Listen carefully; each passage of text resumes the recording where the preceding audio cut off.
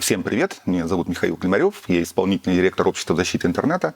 Я давно обещал сделать технический ролик о том, как устроены блокировки в России и как их обходить. Помните 2018 год, когда Роскомнадзор пытался заблокировать Telegram? Вот посмотрите на этот скриншот. Именно такую картинку вы наверняка часто встречаете, когда пытаетесь зайти на заблокированный сайт. Сейчас я вам расскажу, что с этим делать. Но для начала давайте разберемся, как вообще устроены блокировки. Есть несколько способов, как ограничить доступ к запрещенному ресурсу. Первый, самый очевидный, это блокировка на стороне клиента. Для этого на компьютер пользователя устанавливается специальная программа, которая просто не пропускает какой-то определенный трафик. Так работают, например, фаерволы, детские фильтры. На этом же принципе построена известная всем программа AdBlock. Это довольно эффективный способ, но государству он не подходит. Трудно представить себе человека, который добровольно поставит себе такую программу, чтобы ограничить себе доступ к какому-то необходимому ресурсу. Но в интернете действительно есть такой контент, который необходимо удалять. Это детская порнография, торговля оружием, торговля наркотиками. И самый эффективный способ удаления такого контента, который используется в США, его просто физически уничтожают. Суд принимает решение об удалении контента, и в дело вступают специально обученные люди, их называют маршалы. Они устанавливают, на каком сервере расположена эта информация, приходят туда и физически удаляют эту информацию, иногда вместе с серверами. Границы для них не проблема. Если нужно, запрещенную информацию уничтожат и в любой другой стране. Так было, например, в Грузии. Американские специалисты приехали с судебным решением, договорились с местной полицией и изъяли сервера с противоправным контентом прямо из дата-центра Тбилиси. Такой способ блокировки обходится довольно дорого. Судебных решений может быть несколько тысяч в год, а значит и армия маршалов нужна большая. Но это самый эффективный на самом деле способ, обойти такую блокировку уже практически невозможно. Еще один пример, как устроены блокировки, это, конечно же, Китай. Внутри Китая существует огромная армия, их называют умаодан, которая занимается отысканием противоправного контента, они его находят и физически удаляют. При этом наказание в Китае за противоправный контент гораздо суровее. Вас могут посадить в тюрьму просто за неосторожные высказывания в адрес государства или руководства.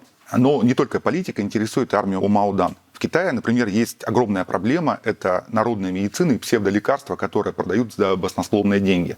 Собственно, армия умаодан занимается этими вещами, они находят этих людей и удаляют этот контент. Для блокировки контента, который находится вне Китая, используется тот самый великий китайский фаервол. Работает он так. Весь трафик от всех абонентов проходит через несколько подконтрольных государству операторов связи и фильтруется на выходе из страны. В России, разумеется, ни один из этих способов не подходит. Во-первых, потому что мы не можем контролировать всех наших пользователей. Такой армии умаодан в России просто не существует. С другой стороны, у нас есть тысячи операторов связи, контроль над которыми государство установить не может. Но прежде чем рассказывать о том, какую схему в итоге выбрал Роскомнадзор, давайте вспомним, как вообще устроен интернет. Представим себе пользователя, который хочет выйти в интернет. Что для этого нужно? Он должен подключиться к каким-то физическим кабелям или по радио, он должен подключиться к коммутаторам провайдера. Этот уровень называется уровень доступа. Несколько коммутаторов доступа объединяются в уровень агрегации. И далее информация потоком следует уже на следующий уровень, который называется ядро сети оператора. Внутри сети оператора пользователи беспрепятственно могут обмениваться информацией, но если вы хотите выйти во внешний интернет, вся информация проходит через то самое ядро. Вот здесь-то, сказал Роскомнадзор, мы будем все фильтровать. И потом тихонечко добавил за счет оператора. Теперь операторам связи придется проверять всю информацию, которая происходит от каждого абонента, на предмет пропускать ее или не пропускать. Но есть одна большая проблема. Большинство трафика сейчас шифруется. Операторы просто не могут знать, что им конкретно блокировать. И получается, что оператор должен досматривать каждый пакет вглубь. Собственно, так и расшифровывается DPI, Deep Packet Inspection, глубокая проверка пакетов. Использование технологии сильно замедляет работу интернета. Но нужно же просмотреть каждый пакет, понять, что с ним делать, принять по нему решение, пропускать его или не пропускать. Таким образом, скорость интернета замедляется. Даже если просматривать не все пакеты, а только проверять начало их сессии, все равно скорость интернета будет замедляться. Страницы будут открываться медленнее, игры будут тормозить, а скайп заикаться. Собственно, вся идея суверенного интернета базируется на том, что каждому оператору внедрят вот это оборудование DPI. Система будет включаться в разрыв между сетями оператора связи и внешним интернетом. И весь трафик будет проходить через вот эти самые DPI. Но давайте посмотрим, как блокировки выглядят с точки зрения закона. Это делается так. Суд, Роскомнадзор, Минфин или еще десяток ведомств выносят решение о запрете того или иного ресурса, и после этого этот ресурс попадает в так называемый черный список. В этом черном списке может оказаться либо IP-адрес, либо доменное имя целиком, либо конкретная страница какого-либо сайта. Все операторы связи должны регулярно скачивать этот черный список с частотой раз в час и применять его на своем оборудовании. И после этого блокировать ресурс одним из 3 способов. Первый способ – это блокировка по URL или полному адресу конкретной страницы. В этом случае, если пользователь обращается по конкретному адресу, оператор связи сравнивает его с черным списком. Если эти адреса совпадают, оператор связи обязан заблокировать его. Но этот способ оказался достаточно плохим. Ввиду низкой квалификации блокирующих ведомств, в адресах часто встречались ошибки, пробелы, слэши неправильную сторону стояли. И к тому же оказалось, что блокировка по URL работает только для обычного HTTP-трафика. HTTP — это незащищенное соединение. Но большинство сайтов сейчас работают по протоколу HTTPS. Это зашифрованное соединение. И в этом случае, для того, чтобы обойти блокировки, достаточно было настроить редирект на страницу HTTPS, и эта страница открывалась.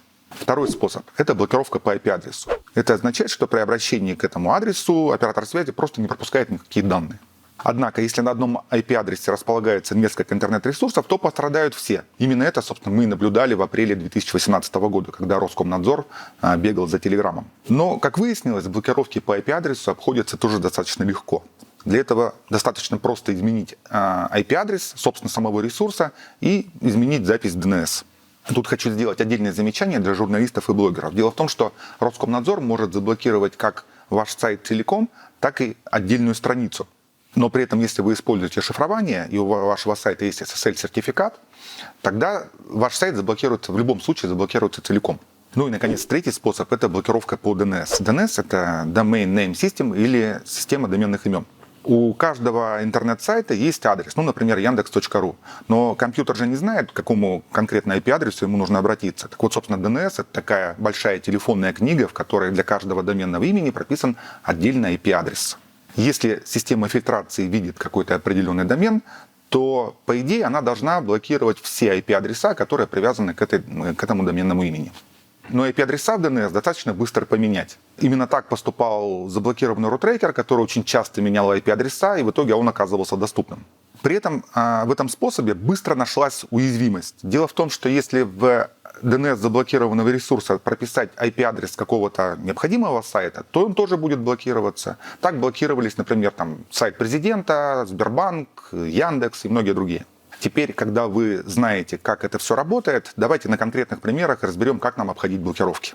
Начнем с простого, с DNS. Это не поможет вам обходить все блокировки, однако поможет скрыть свою активность от оператора связи и избежать такой штуки, как подмена DNS. Дело в том, что некоторых операторов связи уже ловили на подмене DNS для целей блокировок, и с заблокированных ресурсов они переадресовывали вас на страницу заглушки.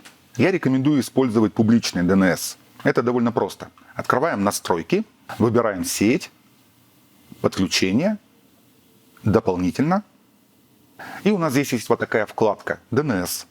И вводим довольно простые адреса. Например, 4 единички – это адреса компании Cloudflare. А 4 восьмерки – это публичные DNS-сервера компании Google. А теперь про реальные способы обхода блокировок. Самый популярный браузер у нас Chrome. Для Chrome есть огромное количество специальных расширений, которые позволяют обходить блокировки. Это довольно просто. Открываем браузер, находим дополнительные инструменты, расширения.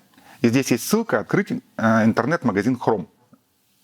Делаем запрос VPN, например.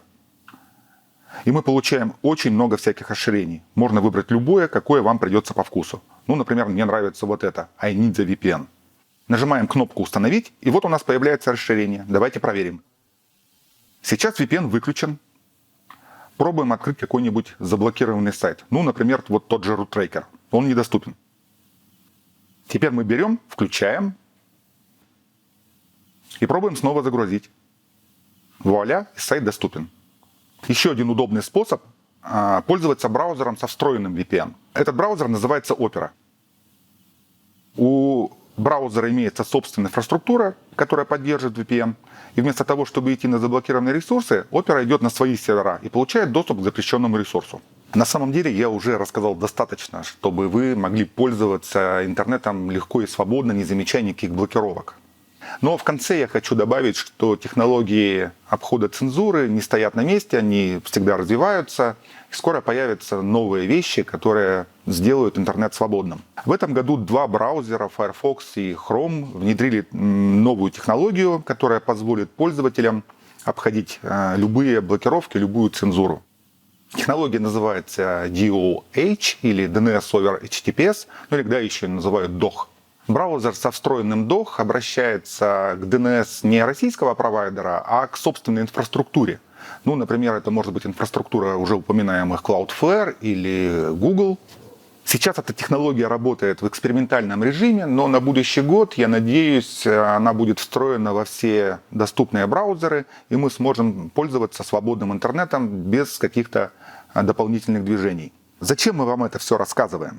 Потому что мы считаем, что блокировки в России нарушают права пользователей. Потому что мы считаем, что существующая система блокировок – это самая настоящая цензура.